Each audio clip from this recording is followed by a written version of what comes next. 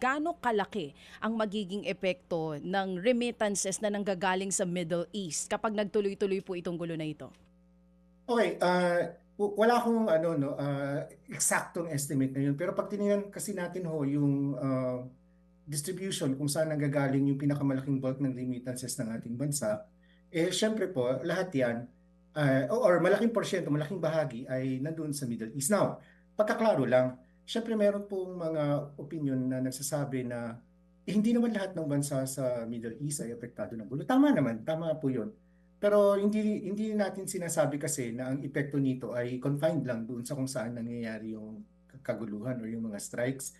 Kasi halimbawa, kung volatile kasi 'di ba? Wala namang bakod yung mga bansa. Pangalawa, syempre yung retaliatory attacks no, nakikisangkot ng mga ibang bansa, syempre naapektuhan din yung mga karatig bansa. In fact, nung sinauna, unang bahagi no, kung saan pumutok yung balita, ang understanding ay ang sentro lang ng atake ay yung mga base militar ng Estados Unidos. Pero hindi totoo yun, nakikita natin ngayon kasi paunti-unti nang tinatarget yung mga civilian facilities, gaya ng mga hotel, para ma-coerce mo yung mga uh, bansa na mag-give in o kaya umupo para sa isang pag-usap. Nandoon yung ating mga manggagawa, di ba? So, uh, again, baka sa sunod na ilang mga buwan o linggo, medyo maapektuhan mo na yung trabaho natin, wala tayong mapapadala sa ating mga pamilya, di ba?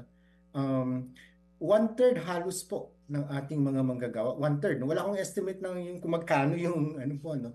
Sa ngayon, no? Pero one-third halos ng ating mga manggagawa ay nasa, ay lang pa, sorry, 53, kalahati, sorry, 53% ay nasa Middle East. So, imagine niyo po yung implication.